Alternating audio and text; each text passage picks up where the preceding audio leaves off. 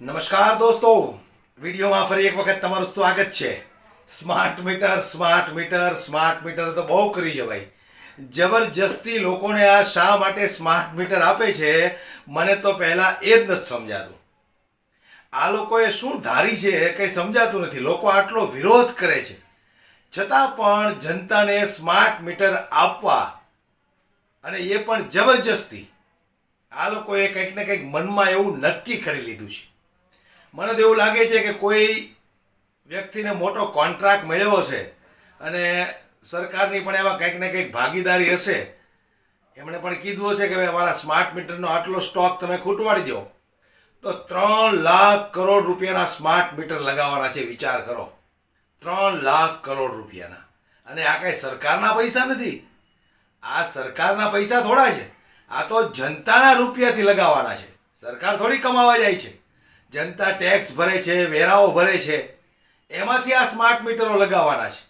વિચાર કરો, એક તો આટલી બેરોજગારી, આટલી મંદી, એનો માર જનતા સહન કરી નથી શકતી, ત્યારે ઉપરથી આ સ્માર્ટ મીટરના તકડાઓ લઈને આવ્યા છે।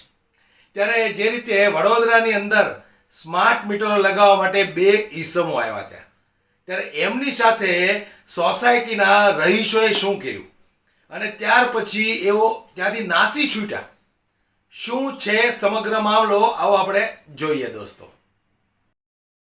મારે તમારું વીજળી બિલ 0 કરી દેવું છે, મારે તમારું પેટ્રોલનું બિલ 0 કરી દેવું છે। તમને થશે કે આ શું થયું છે આજે સાહેબને, પણ વાત તો હવામાં નથી સાહેબ, આપણી પાસે યોજના।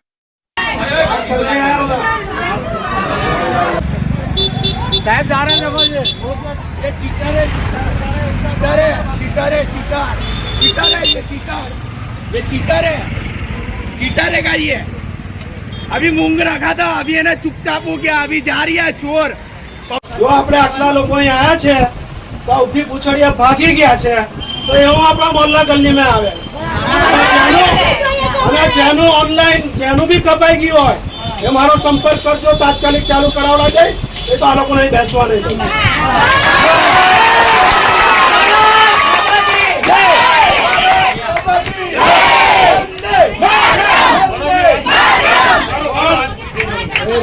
પણ આપણે કાયદો હાથમાં લેવાય નહીં। આપણે જે લડાઈ લડવાની છે એનું પરિણામ જોઈએ, પરિણામ વગરની લડાઈ ક્યારેય કામમાં આવતી નથી। બસ તમારું કોઈ લાઇટ બિલ કાપે, કોઈ માહિતગાર વ્યક્તિ અહીં તમારી પર જબરજસ્તી કરે તો તમારે મારો સંપર્ક કરવાનો। અમારું એવું જ કહેવું છે કે આ અમારા જે જૂના મીટર હતા અમને પાછા આપવામાં આવે અને એમના નવા સ્માર્ટ મીટર સ્માર્ટ લોકોને આપે। અમારે સ્માર્ટ મીટરની કોઈ જરૂર નહીં। અમે આ ગરીબ જનતા છે અને સ્લમ વિસ્તારના લોકો છે, રોજ લઈને રોજ કમાના લોકો, અને લોકો પાસે પેલા સ્માર્ટફોન પણ નથી, તો સ્માર્ટ મીટરની અમારે કોઈ જરૂર નહીં। 1 થી 15 તારીખમાં મેં 7,000 રૂપિયા બિલ ભર્યું છે, તે છતાં 297 રૂપિયા માઇનસ બતાવે છે। અમે કમાઈને લાઇટ બિલ જ ભરીએ કે છોકરા છરીએ ભણાવીએ કે શું કરીએ, અમને તો સકી સમજણ નથી પડતી। એક બહેનોને પૂછ્યો, બધા બંગલે કામ કરીને વાસણ ઘસીને કપડાં ધોઈને પૈસા લાઈન મીટર ભરે છે। અધિકારીઓ કોઈ આવેદન પત્ર લેવા પણ અધિકારી તૈયાર નથી। અમે કંઈ ઝઘડો કરવા નથી આવ્યા, અમે અમારી રજૂઆત કરવા અને આવેદન પત્ર જ આપવા છે।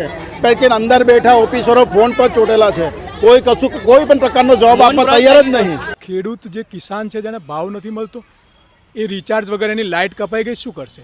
મારો ઝૂંપડામાં રિક્ષા ચલાવનાર, ટેક્સી ચલાવનાર, કચરા પોતું કરનાર, નોકરી કરનાર, એ વ્યક્તિની લાઇટ કપાઈ ગઈ તો રિચાર્જનું શું કરશે? એમને પૂછ્યું છે? પણ આ તમામ બાબતો કોર્પોરેટ સેક્ટરના જે લોકો, જે સરકાર બનાવે છે, સરકાર હવે પ્રજા નથી બનાવતી, સરકાર આ કોર્પોરેટ સેક્ટરના લોકો બનાવે છે। નરેન્દ્રભાઈએ સવારે તૈયાર થવાનું, ફર્સ્ટ ક્લાસ મોંઘા કપડાં પહેરવાના, મોંઘું ભોજન લેવાનું, દાઢી સેટ કરવાની, એમના બહુ મોટા મોટા ખર્ચા છે, સૂટ બૂટમાં આયા કનૈયા, અને જોરદાર ભાષણ કરવાનું, ભાઈઓ બહેનો, પછી ગાયબ થઈ જવાનું। કારણ કે સરકાર કોણ ચલાવે છે? Corporate sector. અને આ કોર્પોરેટ સેક્ટર તમે યાદ રાખજો, ઈસ્ટ ઇન્ડિયા કંપની જેવો દાખલો આ ભારતમાં ના બેસે ને, તમે મને યાદ કરશો। એક લોકો રડશે જે રાષ્ટ્રવાદ, ખોટા રાષ્ટ્રવાદ અને ખોટા ધર્મના નામે જે ગુમરાહ થઈ ગયા છે ને, એમને રડતાય નહીં આવડે। જ્યારે ઘેર જશે ને મમ્મી કહેશે ને, બેટા બિલ 10,000 નથી પોસાતું, ગેસનો બોટલ જેમ 1500 થઈ ગયો, આવા ઘણા બધા પ્રશ્નો। સ્કૂલની ફીઓ 25,000 થઈ ગઈ, શું થયું? શિક્ષણ વેચાઈ ગયું, તમારા ઘરનું પાણી વેચાઈ ગયું, તમારા ઘરની લાઇટ વેચાઈ ગઈ, તમારો રોજગાર વેચાઈ ગયો, તમારું સરકારી નોકરીઓ ગતિ રહી. હવે રહ્યું શું તો કયો રાષ્ટ્રવાદ? એટલે તમને સવાર ઉઠીને હિન્દુ મુસ્લિમ પાકિસ્તાન સૂટ બૂટ મેં આયા કનૈયા ટીવી જોયા કરો ને ઘેર બિલ આવે ત્યારે ખબર પડે. આ સ્માર્ટ મીટર છે ને એ સ્માર્ટ ચીટરોનું સૌથી મોટું કૌભાંડ છે. આવનારા દિવસોમાં પ્રજા રોડ પર આવશે ને પ્રજાને ખબર પડશે. ઈસ્ટ ઇન્ડિયા કંપનીનો જેણે ઇતિહાસ નથી વાંચ્યો ને એ લોકો વાંચી લે, કારણ કે આ વેસ્ટ ઇન્ડિયા થવા જઈ રહ્યું છે. બેસ્ટ ઇન્ડિયા નહીં, વેસ્ટ ઇન્ડિયા. તો તમારી સોસાયટીમાં પણ આવી રીતે કોઈ સ્માર્ટ મીટર લગાવવા આવે ને તો સાવધાન થઈ જજો, સતર્ક થઈ જજો. નહીતર આ લોકો સ્માર્ટ મીટરના ગતકડા તમારા ઘરમાં પણ ફિટ કરીને વયા જવાના છે. આ લોકો જે રીતે સ્માર્ટ મીટર ફિટ કરવા આવ્યા હતા અને સોસાયટીના રહીશો એક થયા, એમનો વિરોધ કર્યો,